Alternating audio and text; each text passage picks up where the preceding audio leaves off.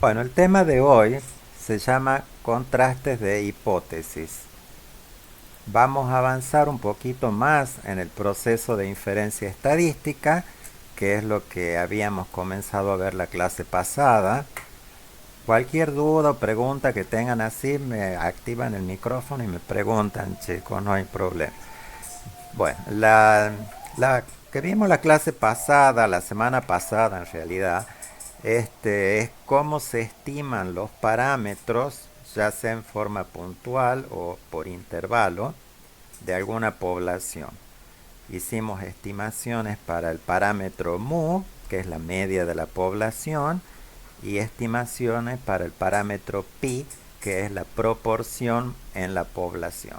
Entonces, para eso tomábamos una muestra y basados en las estimaciones muestrales, ya sea tanto como de la media muestral, la proporción muestral o la varianza muestral, calculábamos esas estimaciones por intervalo. Bueno, hoy lo que vamos a hacer es ir un poquito más allá. Nosotros en este tema que se llama contrastes de hipótesis, que es lo que vamos a ver toda esta semana, lo que nosotros hacemos es seguir trabajando con valores muestrales, en los que también vamos a estimar la media, la varianza y la proporción, pero acá el fin de esta técnica es diferente a lo que teníamos antes. Acá nosotros vamos a suponer un parámetro para la población, o sea, vamos a suponer que pi tiene un valor, que mu tiene un valor determinado. Entonces nosotros vamos a contrastar si la información que hemos generado en la muestra es consistente o no con ese parámetro que nosotros suponemos que la población tiene. O sea, hacemos una suposición de antemano del parámetro y luego contrastamos con los valores que hemos obtenido a través de la muestra. Entonces los objetivos de este tema van a ser conocer el proceso para contrastar hipótesis y su relación con el método científico. Vamos a diferenciar entre lo que es una hipótesis nula y una hipótesis alternativa. Vamos a ver qué es un nivel de significación de un contraste de hipótesis, qué es la significación de una prueba y cómo tomamos las decisiones y los tipos de errores y cuantificaciones de los tipos de errores que podemos cometer cuando tomamos una decisión basada en un contraste de hipótesis. Bueno, veamos cuál es la idea general de un proceso de contraste de hipótesis. Bueno, supongamos que este dibujito que está aquí representa una población cuya variable de interés para nosotros es la edad de los individuos que componen esa población. Entonces está el investigador que mira o tiene algún conocimiento de la población y hace una suposición sobre el parámetro de la población. En este caso está suponiendo que la media de los individuos que componen esta población es de 40 años. Bueno, pero esa es la población y nosotros sabemos que no podemos medir todos los individuos que componen una población porque las poblaciones siempre tienen infinitos individuos o es demasiado grande como para poder medirlos a todos. Entonces lo que se hace siempre se toma una muestra de la población. Entonces el investigador toma una muestra, o sea, algunos individuos, y obtiene que la media muestral es de 20 años. Entonces ahora, ¿cómo sería la idea del contraste de hipótesis? Es contrastar, de ahí viene el nombre, contrastar lo que nos dio la muestra, que en este caso es x barra igual a 20 años, con la suposición que está aquí. O sea, acá está la suposición respecto al parámetro.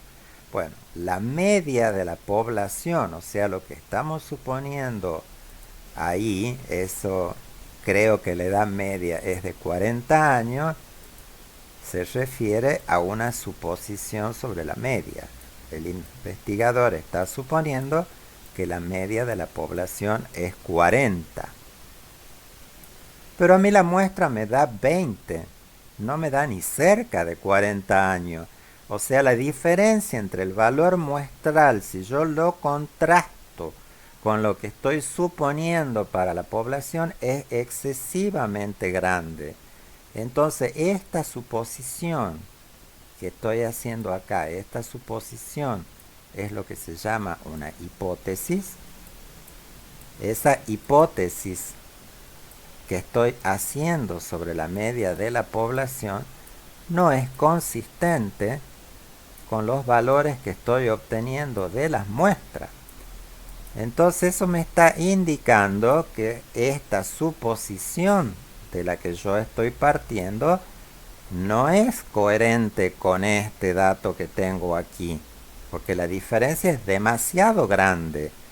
Entonces, como hay una gran diferencia entre la suposición y lo que me da la muestra, el contraste entre ambas informaciones me lleva a que yo rechazo esa hipótesis de partida. O sea, esa es la idea fundamental que subyace detrás de la técnica de contraste de hipótesis. Claro, no es tan simple como plantear ahí, tomar una muestra, ver la diferencia. No, porque ¿qué es una diferencia grande? ¿Qué es una diferencia chica? Bueno, eso es lo que vamos a ver cómo se hace para tomar ese tipo de decisiones. Entonces, ¿cómo trabajamos nosotros dentro de lo que es el contexto de una estadística experimental, que es la que nosotros estamos trabajando en esta materia? Bueno, lo usual que nosotros hacemos es hacer un experimento, y en ese experimento nosotros tomamos datos de un protocolo que ya vamos a ver más adelante en la materia, no mucho más adelante, porque si se fijan prácticamente ya no quedan muchos. Nosotros diseñamos un experimento, y en ese experimento nosotros tomamos una muestra, o sea, nos da los datos. De ahí van a salir los datos, ¿eh? Entonces, nosotros siempre tenemos algún tipo de suposición respecto al parámetro. Porque cuando nosotros hacemos algo, sabemos de la población, entonces tenemos una suposición. Pero nosotros necesitamos contrastar eso que nosotros suponemos con lo que realmente se observa. Entonces, para eso necesitamos tomar la muestra y obtener una información muestral a partir de esa población. Entonces, después vamos a contrastar lo que suponemos con la información de la muestra. Y vamos a decidir si hay una diferencia, lo que se llama una diferencia estadística o una diferencia significativa. ¿Qué significa una diferencia significativa? Decir que lo que está en la muestra no es consistente con las hipótesis o suposiciones iniciales que nosotros hicimos. Bueno, lo que tenemos que definir es cómo se hace para decir si la diferencia entre lo que observamos en la muestra y lo que esperábamos que ocurra, si nuestra suposición inicial era consistente, es grande o pequeña, porque eso no es algo que puede quedar librado a la subjetividad. O sea, hay criterios y técnicas que nos dicen en una forma objetiva cuándo esa diferencia es grande y cuándo esa diferencia es pequeña. Entonces, la idea conceptual es sencilla. Se toma un conjunto de datos muestrales y a partir de ese conjunto de datos se calcula algo, una cantidad numérica que se llama un estadístico de prueba.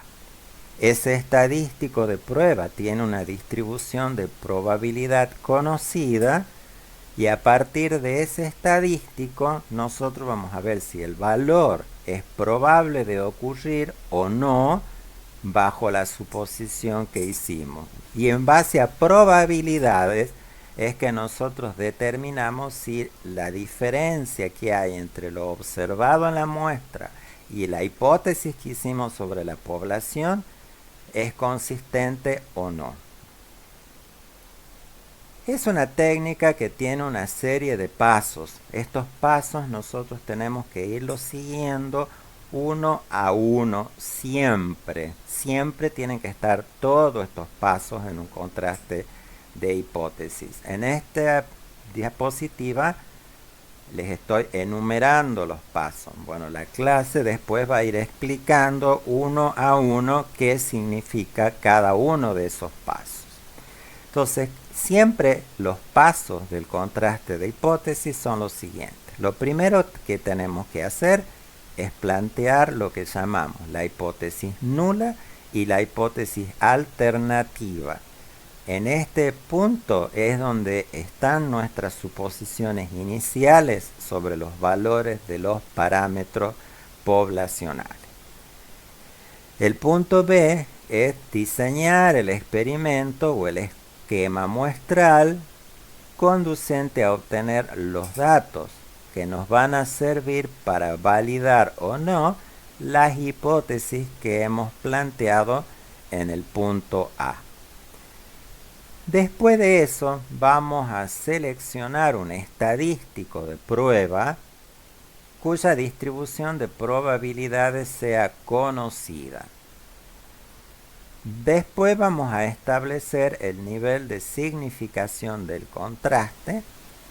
Después vamos a decidir si los valores del estadístico de prueba son consistentes o no con los valores muestrales. Y basado en eso y en las regiones críticas de la prueba, que son las probabilidades de ocurrencia, vamos a decidir si se acepta o se rechaza la hipótesis nula. Entonces vamos a ver ahora paso por paso para que se vaya entendiendo. Bueno, ¿qué es una hipótesis nula y una hipótesis alternativa? Entonces siempre en un contraste de hipótesis tiene que estar este par de hipótesis.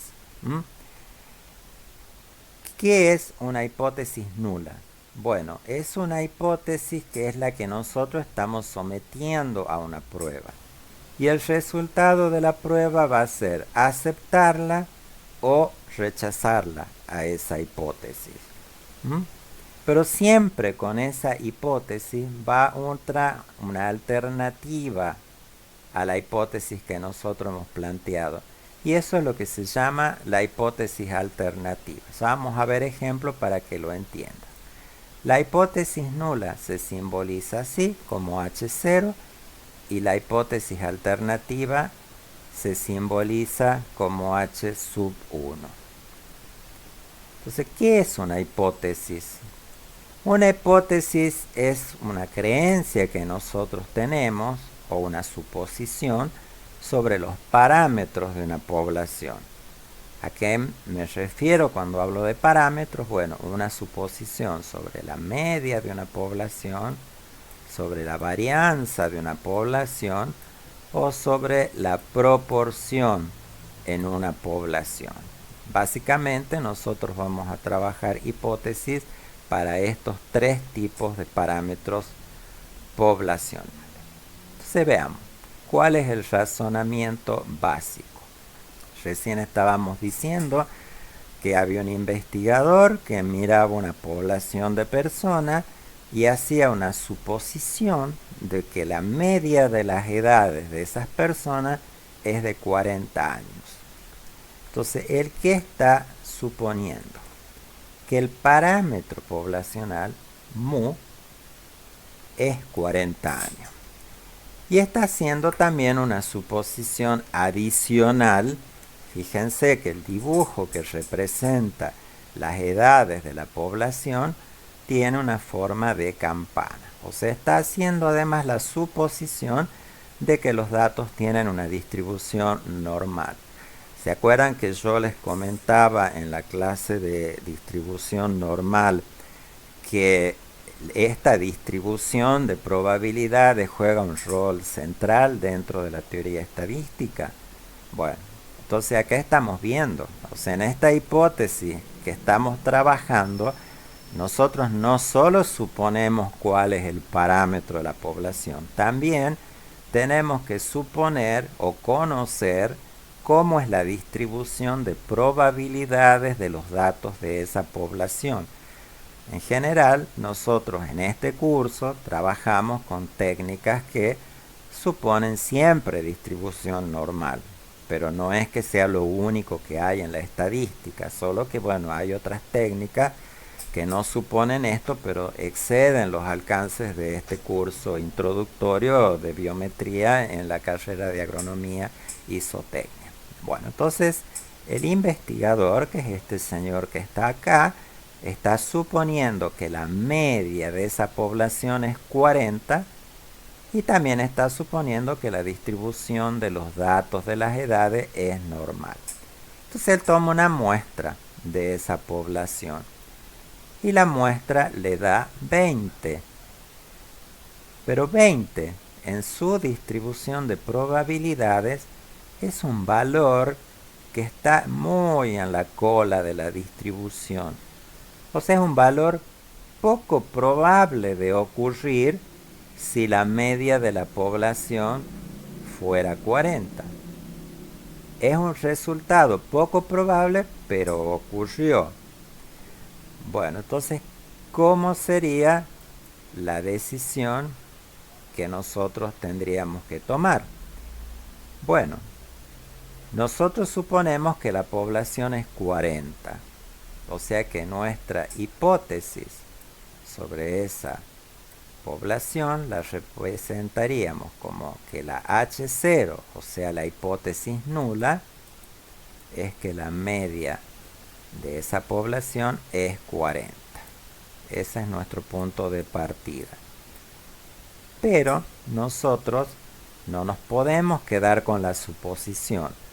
Nosotros tomamos una muestra y nos fijamos qué valor nos da. Bueno, en este caso, la media de la muestra nos dio 20. En la distribución de probabilidades de las edades, este valor es muy poco probable de ocurrir. Está en esta cola. Es muy poco probable de ocurrir. Entonces, lo que yo obtuve con la muestra no es consistente con el hecho de que los datos hayan surgido de esta distribución con una media poblacional de 40. Entonces, cuando eso sucede, yo digo que esta hipótesis de que yo partí no era correcta. O sea, yo no estaba en lo cierto.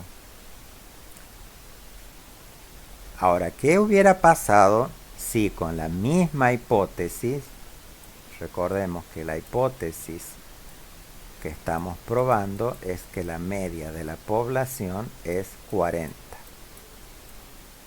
Hacemos una muestra y en este caso nos da una media muestral de 38.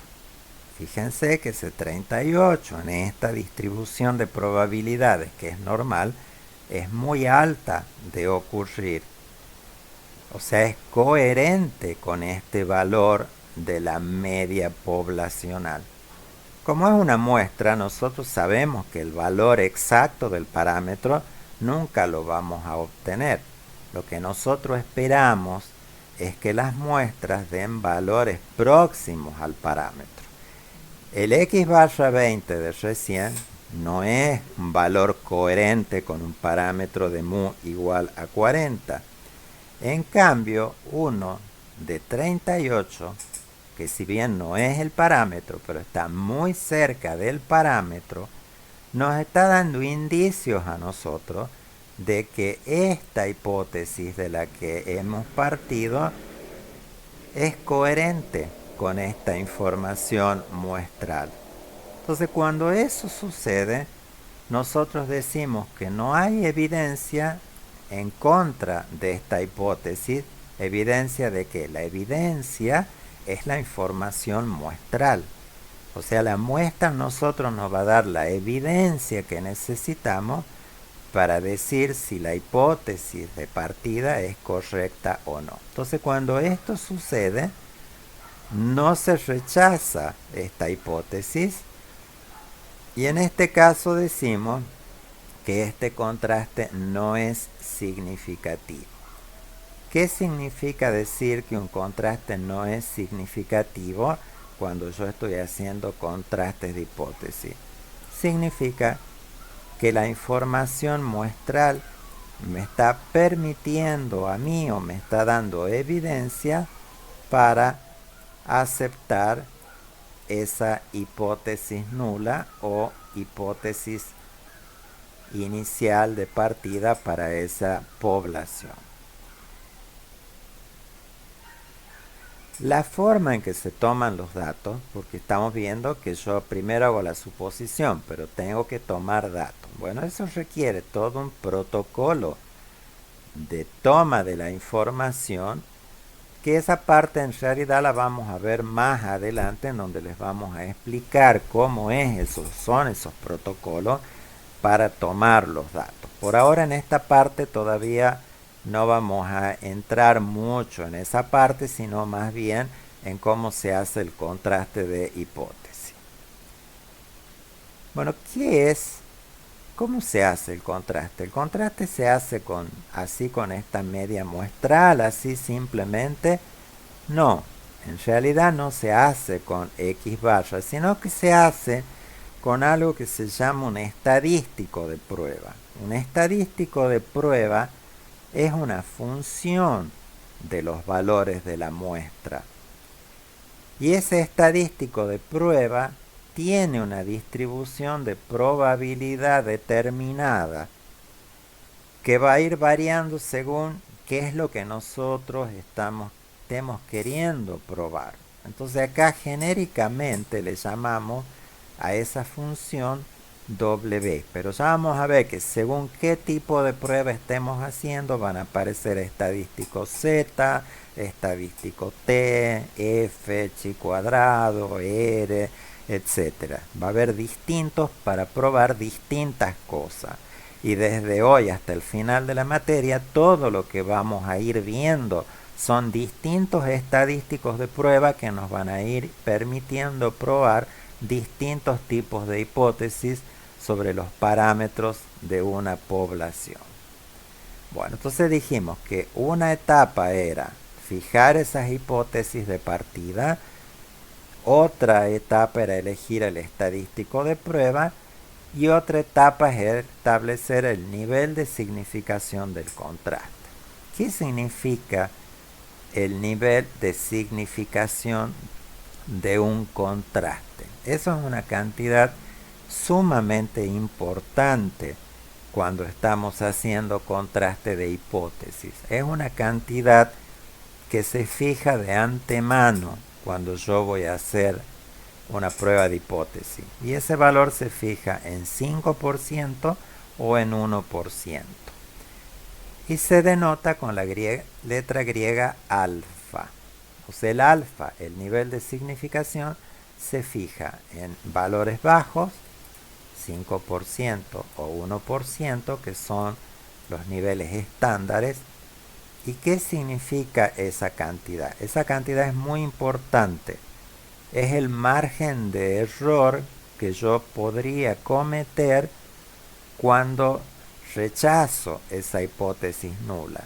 O sea, si yo en este caso, volvamos al ejemplo, yo decía que mi suposición es mu 40 y mi media me dio 20, bueno, yo decido que la hipótesis nula no se sostiene, o sea que en realidad no es 40 esa hipótesis, el parámetro de la población. Pero esa decisión no está exenta de errores.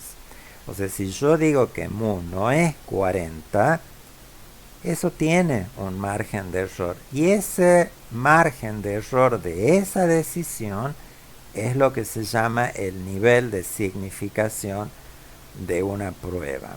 O sea, el nivel de significación de la prueba funciona cuando yo rechazo mi hipótesis nula. Entonces, ¿qué error tiene esa decisión de rechazar la hipótesis nula?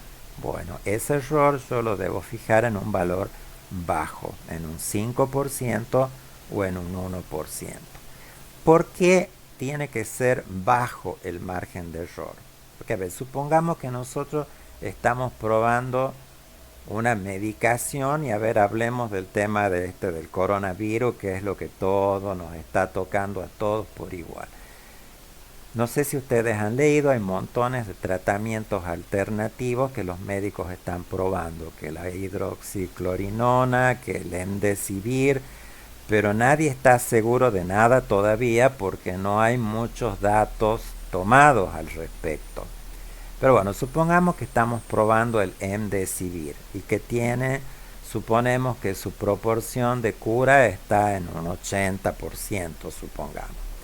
Entonces esa probabilidad sería el parámetro de la población que nosotros estamos suponiendo, que es la proporción de cura. Entonces nosotros decimos que en realidad la proporción no es esa, después de hacer un experimento y decidimos que se cura menos gente de eso que se espera, o sea, porque para fijar un nivel de efectividad de un medicamento, la proporción de enfermos curados tiene que ser muy alta, por lo menos del 80% para que sea efectivo.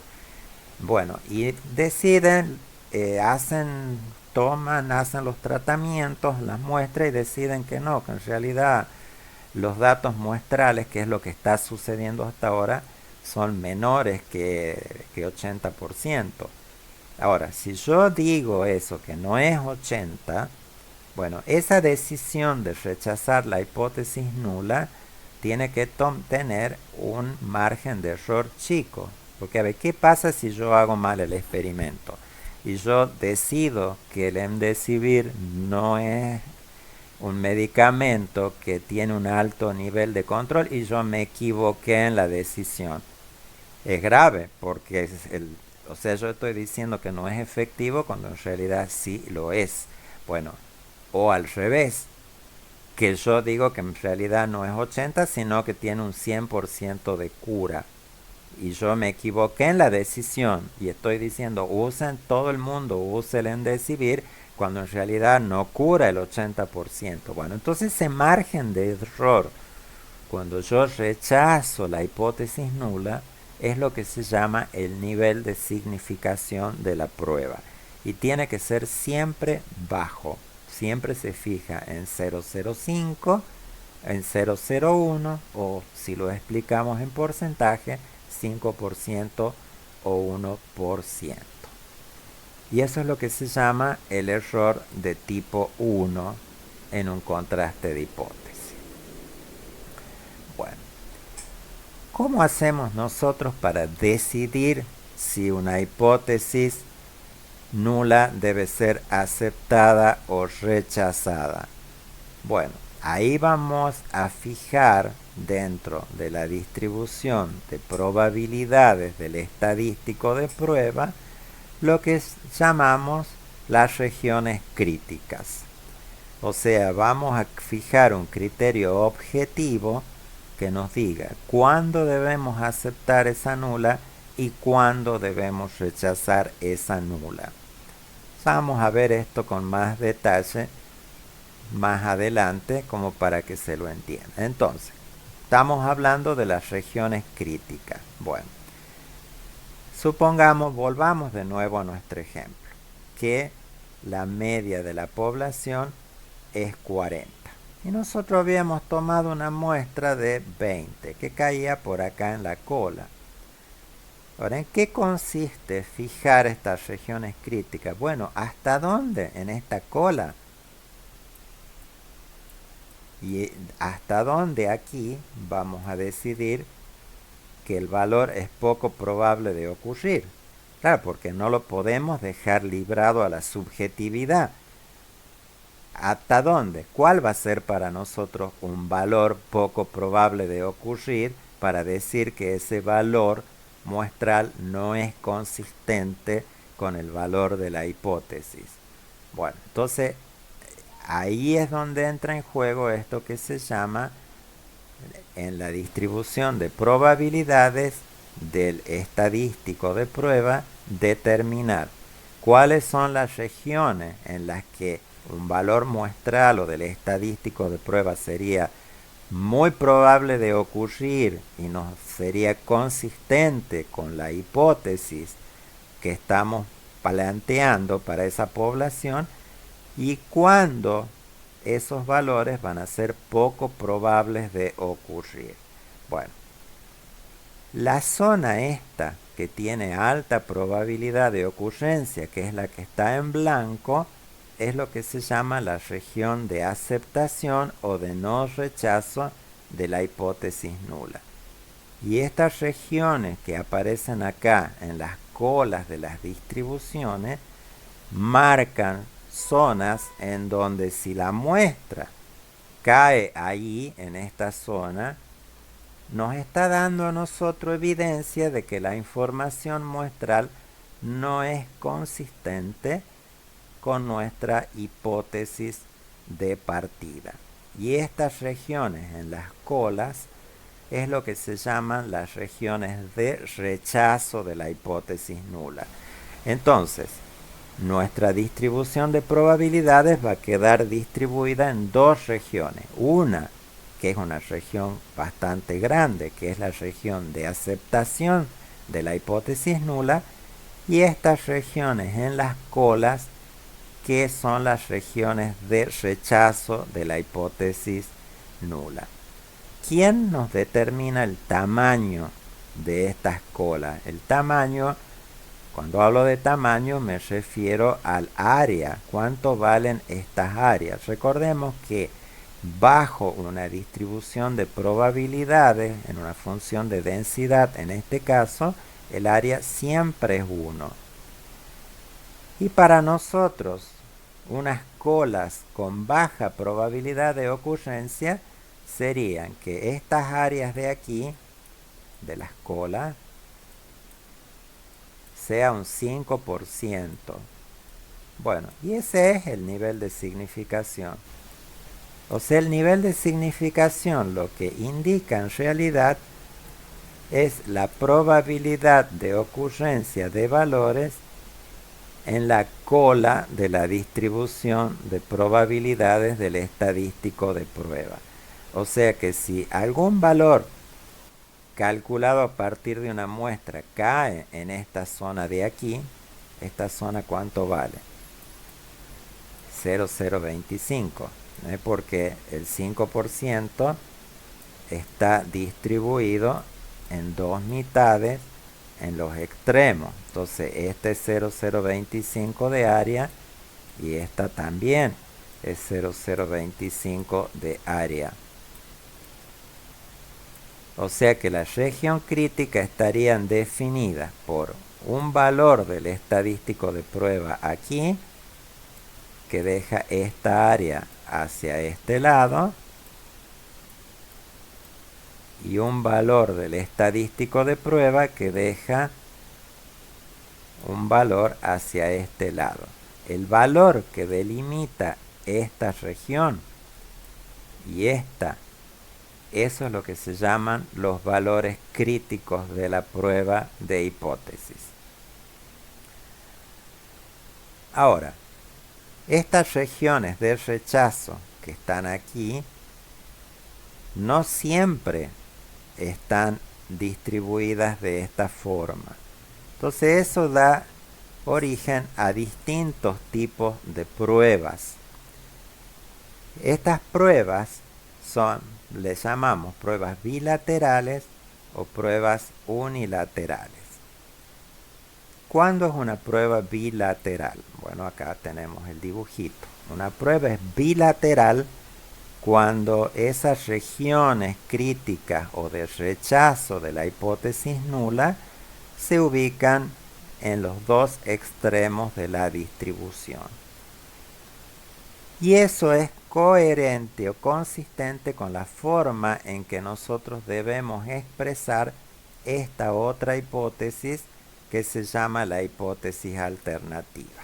Entonces, nuestra nula es que la media de la población es 40. O sea que este valor aquí es 40.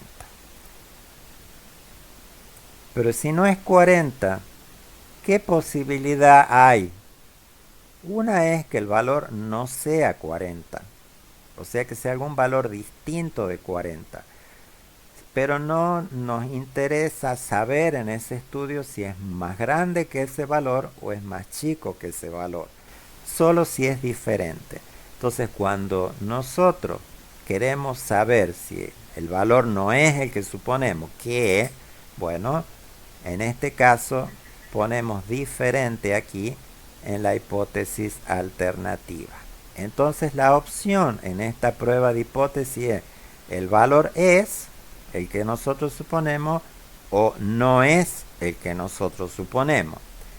Cuando es de ese tipo y en la hipótesis alternativa dice diferente, la región crítica tiene dos mitades, una en la zona derecha y una en la zona izquierda de la distribución.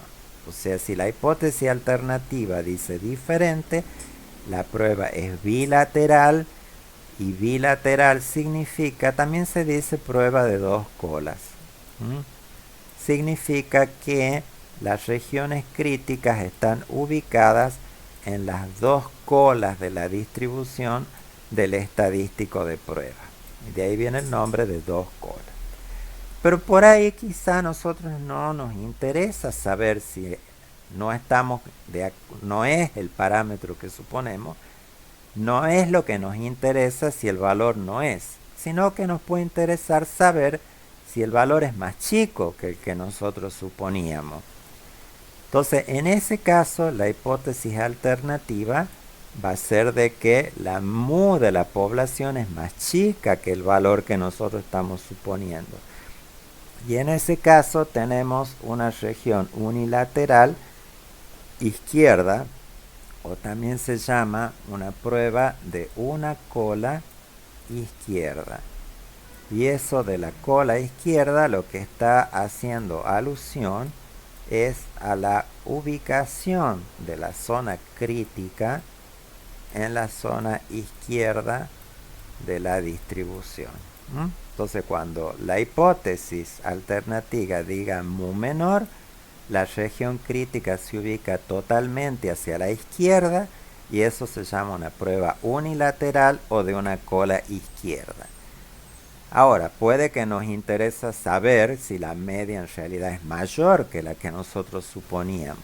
Entonces, en ese caso, aquí en la hipótesis alternativa aparece que el valor es mayor. Y en ese caso se llama una prueba unilateral o de una cola derecha porque la región crítica se ubica totalmente hacia la derecha de la distribución de probabilidades del estadístico de prueba.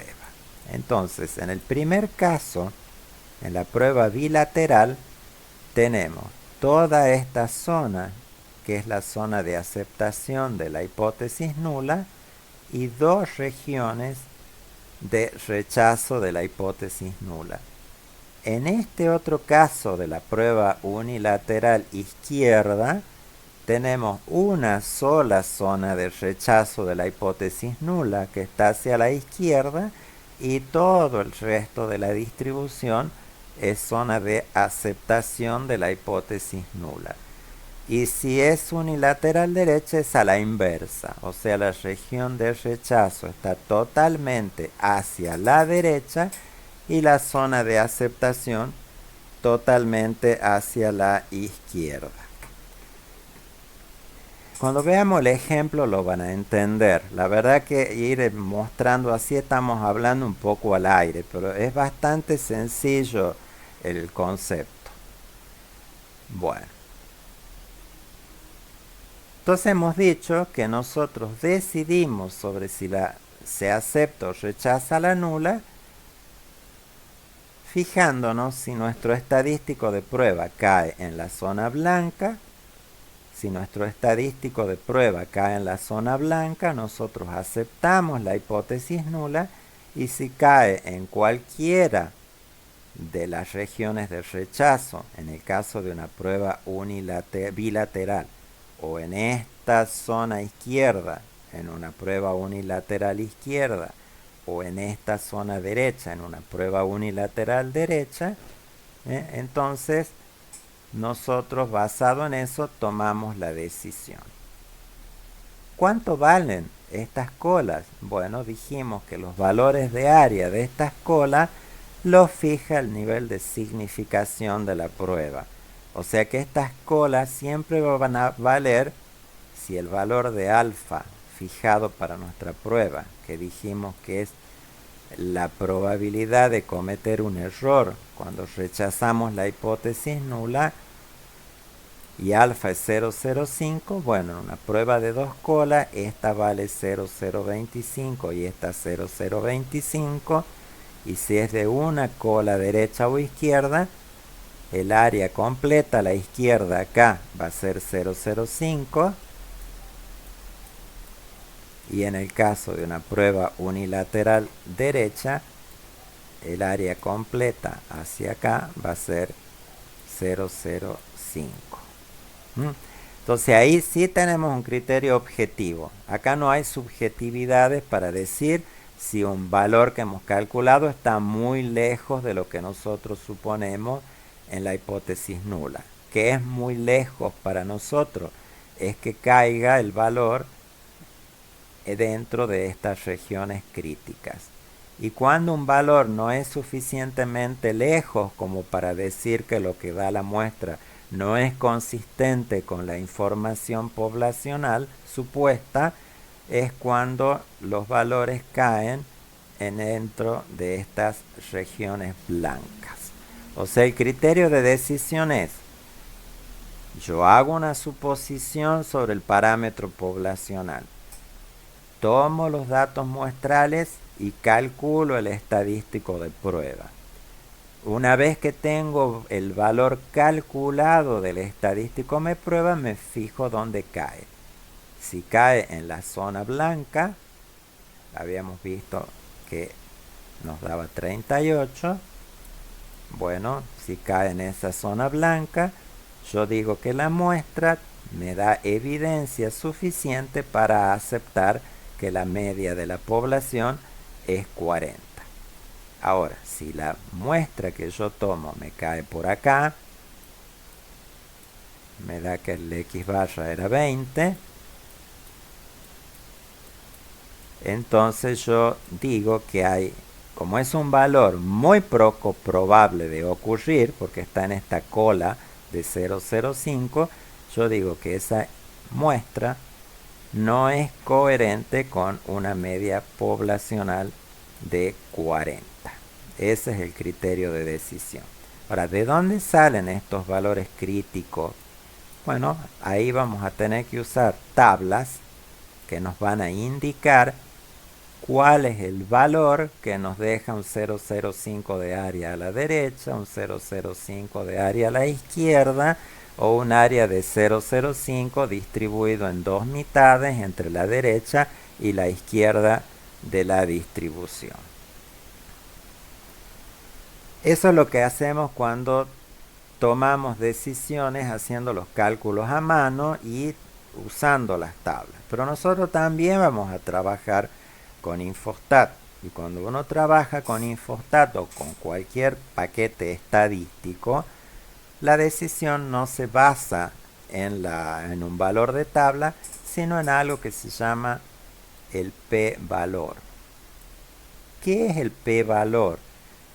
El p-valor es la probabilidad que ocurra el valor que nosotros hemos calculado. O sea, no nos marca una región. Calculamos el estadístico y vemos qué tan probable es de haber obtenido si la hipótesis nula o si la población tuviera esa media. Entonces, si nosotros estamos dispuestos a obtener un 5%, cualquier p-valor menor que eso nos está indicando que el valor ha caído en esta zona. Entonces ahí en ese caso rechazamos la hipótesis nula. Ahora, si nuestro valor cae en esta región de acá, el valor va a ser mucho mayor que el alfa que nosotros hemos fijado. Entonces, en ese caso, vamos a aceptar la hipótesis nula. ¿Mm? Bueno. Entonces, ¿cómo se toma la decisión con respecto al p-valor? Entonces, si nosotros hemos fijado un alfa de 0,05 y el paquete estadístico, como nos estamos trabajando, nos da un p-valor menor que 0,05,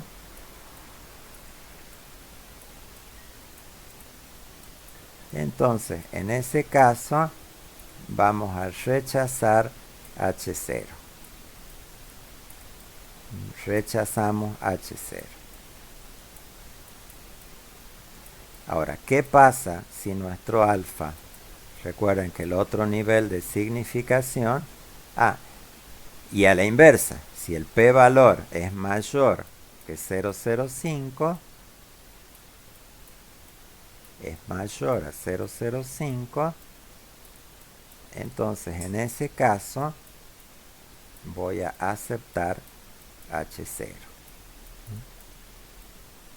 Ahora, si nuestro nivel de significación es de 0,01, bueno, ¿cómo va a ser el criterio de decisión? Si nuestro alfa es 0,01 y el valor es menor que 0,01, rechazo H0. Y si ese valor P es mayor que 0,01, acepto H0. Bueno, ahí están los dibujitos para que después lo vean bien a los conceptos estos. Bueno, entonces veamos un poquito más cómo es el tema de la hipótesis nula y la hipótesis alternativa. Este tema del planteo de hipótesis es algo que viene de la justicia, la idea. La justicia asume que todas las personas son inocentes en la medida que no haya evidencia suficiente para declararla culpable. Así es como funciona. Bueno, la hipótesis nula es equivalente a ese concepto de inocencia. O sea que la hipótesis nula nunca especula nada, a menos que haya evidencia, pero esa evidencia la vamos a necesitar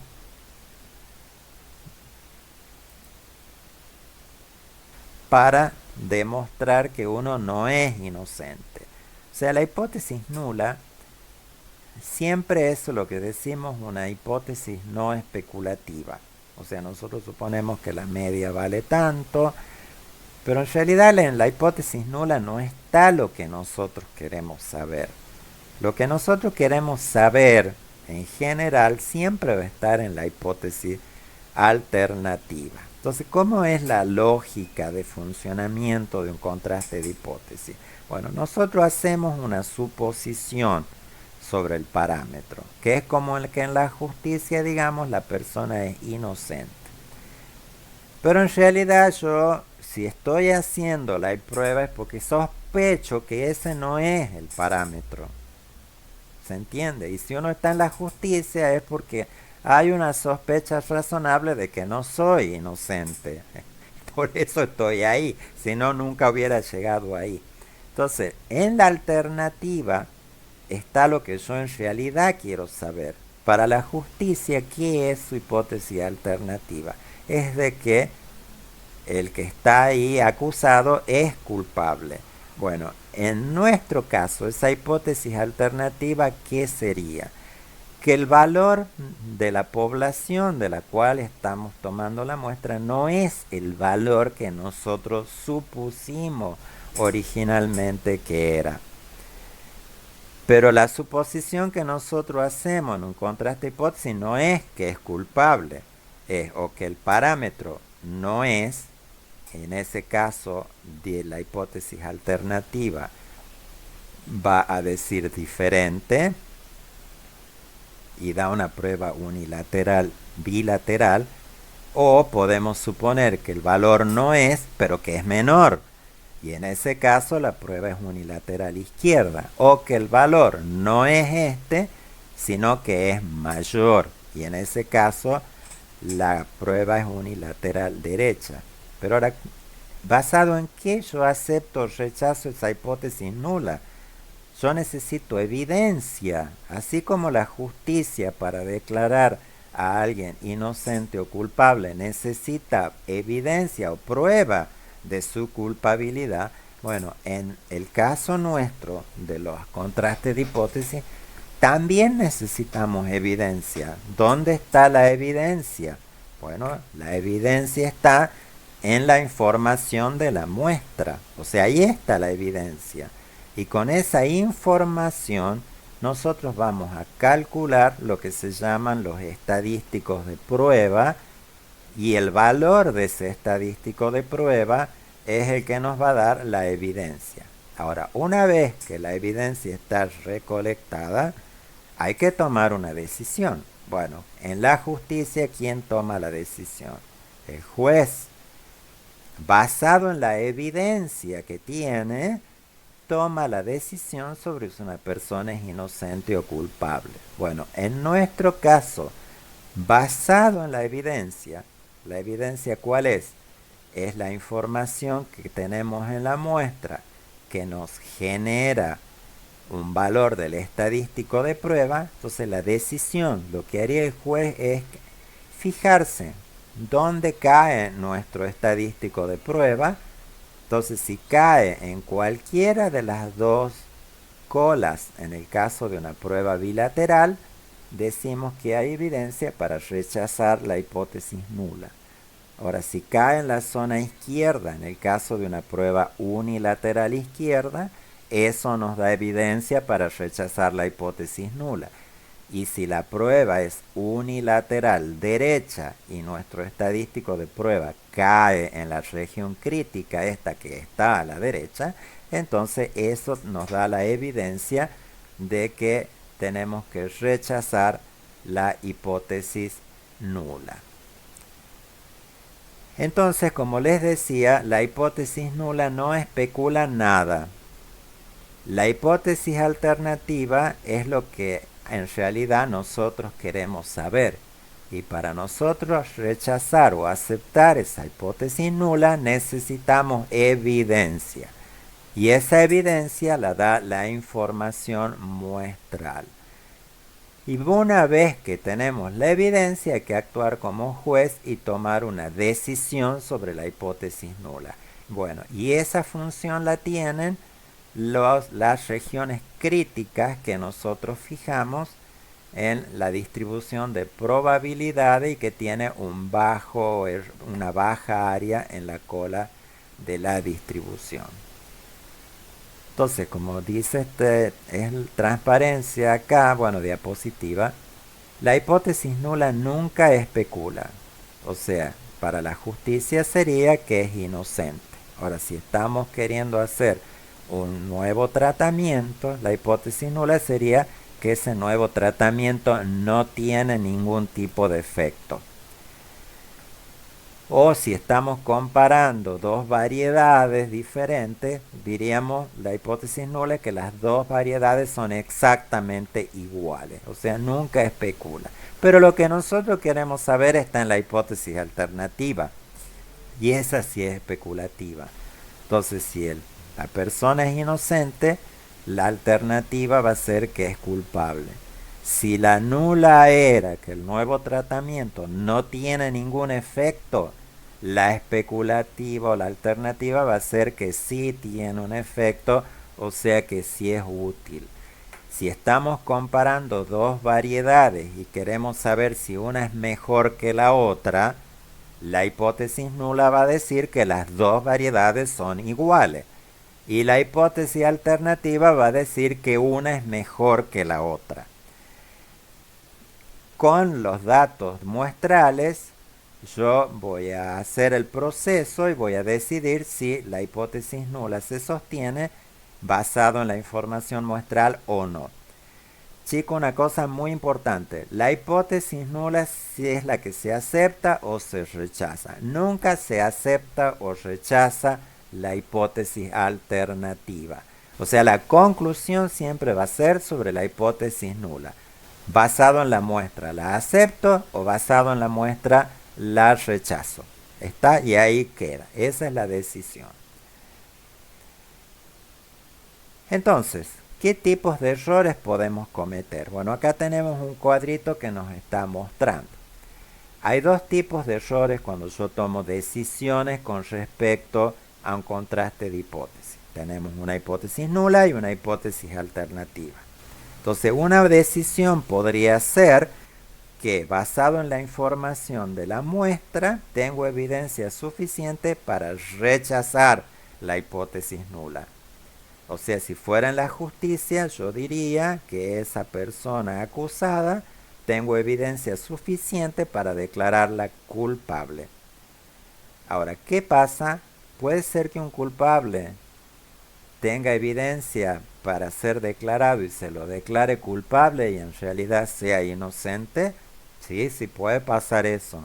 Y eso es muy grave, meter preso a una persona de por vida quizá, porque no, sin haber cometido ningún delito, solo porque había evidencia a favor de que era culpable. Bueno, ese error es grave. O sea, cuando yo rechazo la hipótesis nula, ese error se llama el error de tipo 1, que es el que está acá en rojo, y ese es el alfa que yo fijo cuando hago una prueba de hipótesis, y es un nivel que yo prefijo en 5% o 1%. Ahora, trasladado a nuestro contexto de investigación, ¿cuál sería este error? Supongamos que yo decido que el Endecivir es un medicamento que sí funciona para curar el coronavirus. Pero, ¿qué pasa? Pero de esa decisión tiene que tener un error muy bajo.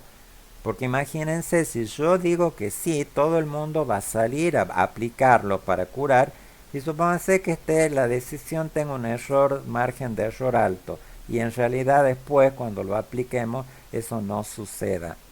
Entonces por eso ese error se considera muy grave si yo rechazo la nula en forma incorrecta, y eso debe ser bajo. Por eso se fija en 5% o 1%.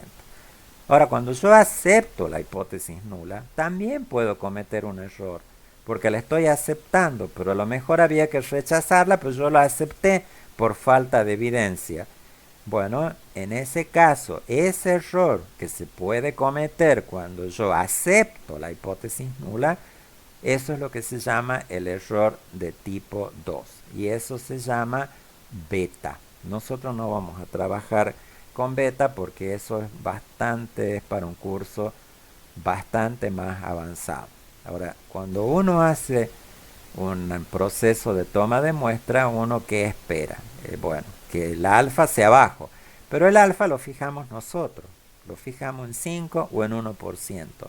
El beta no lo podemos prefijar. El beta va a depender de cómo sean los datos y cómo los tomemos a los datos. Por eso hay protocolos experimentales que nos permiten reducir beta.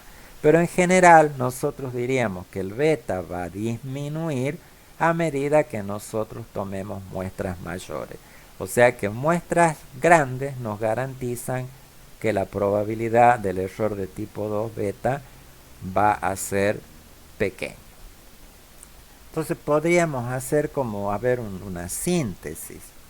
Entonces, las hipótesis, en una prueba de hipótesis siempre tenemos la hipótesis nula y la hipótesis alternativa.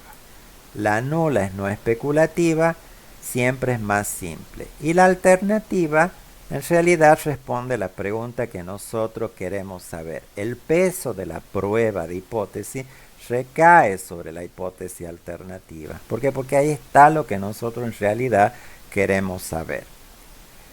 El alfa, que es el nivel de significación, tiene que ser pequeño. Siempre se fija en 5% o 1%. ¿Cómo rechazamos una hipótesis? Si el p-valor es menor que alfa, si estamos trabajando con la computadora, o si nuestro estadístico de prueba cae en alguna de esas colas según el tipo de prueba de alternativa, de hipótesis alternativa que nosotros estemos planteando. Y siempre tenemos que tener en cuenta, como en cualquier proceso estadístico, que no todas las decisiones tienen 100% de certeza. Entonces, en una prueba de hipótesis podemos cometer el error de tipo 1, que ocurre cuando rechazamos la hipótesis.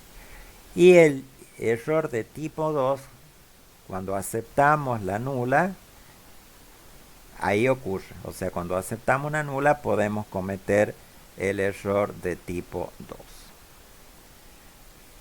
Bueno, vamos a ver un ejemplo así para que entendamos cómo funciona este tema, porque ha sido como la explicación ha sido un poco abstracta, pero lo veamos funcionando en la práctica y van a ver que no es tan complicado. Entonces tenemos un ejemplo donde deseamos probar si una nueva variedad de soja lograda por un proceso de mejoramiento genético supera la base de 20 quintales por hectárea. O sea, nosotros necesitamos que supere eso.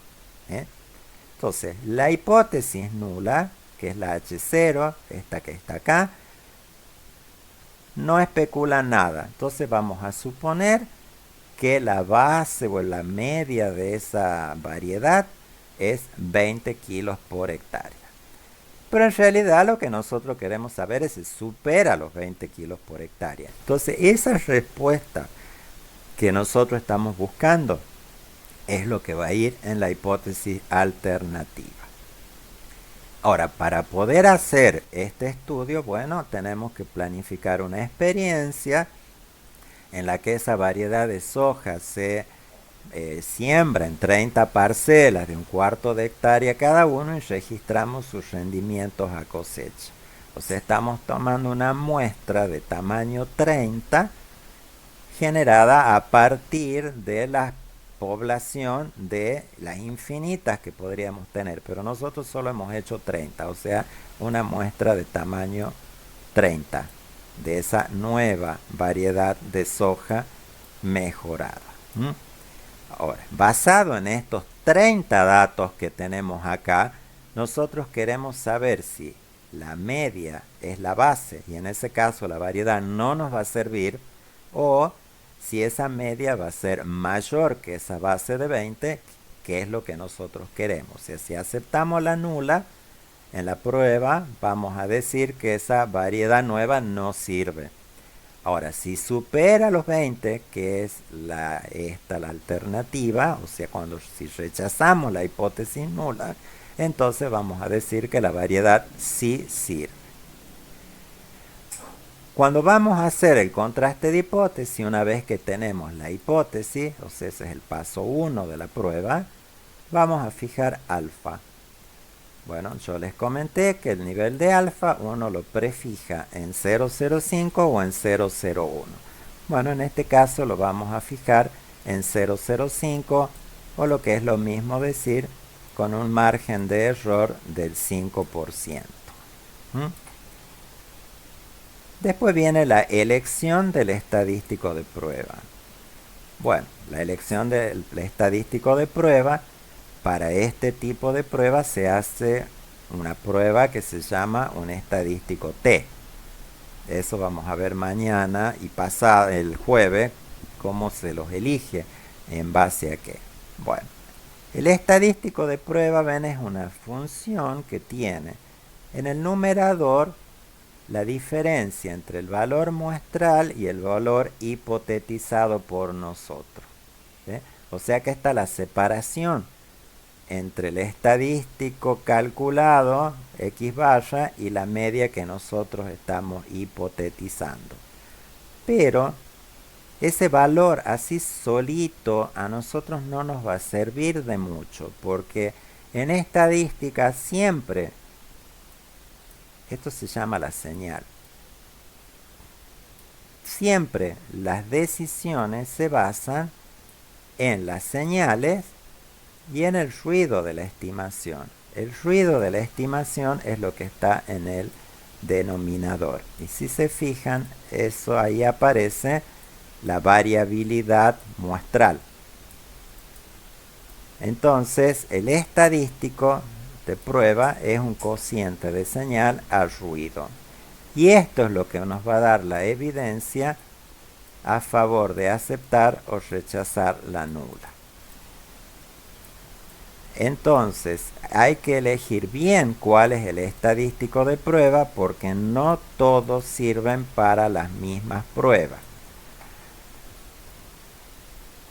Después, ¿qué hago? Me voy a la distribución de probabilidad de este estadístico T y delimito la región crítica. Como alfa en este caso es del 0,05 y la prueba es unilateral derecha, eso me indica que yo necesito ir a la distribución T y encontrar cuál es el valor de T que deja un área de 0,05 a la derecha. O sea, el área esta es alfa. Y la posición de la región crítica está determinada por la hipótesis alternativa. O sea, acá como es unilateral derecha, porque está el mayor aquí, la región crítica se ubica hacia la derecha. Entonces, ¿yo qué tengo que hacer? Tengo que ir a la tabla de la distribución T, que eso lo vamos a hacer mañana, y me fijo cuál es el valor de T con 29 grados de libertad, porque tengo una muestra de tamaño 30. Y me fijo cuánto vale ese valor. Bueno, en este caso el valor de T que deja un área de 0,05 a la derecha con 29 grados de libertad es 1,699. Entonces, toda esta zona blanca que está acá va a ser la región de aceptación de la hipótesis nula. Y esta área sombreada de rosado acá a la derecha va a ser la región de rechazo de la hipótesis nula. Ahora, con los valores, esta va a ser el paso 4. Con los valores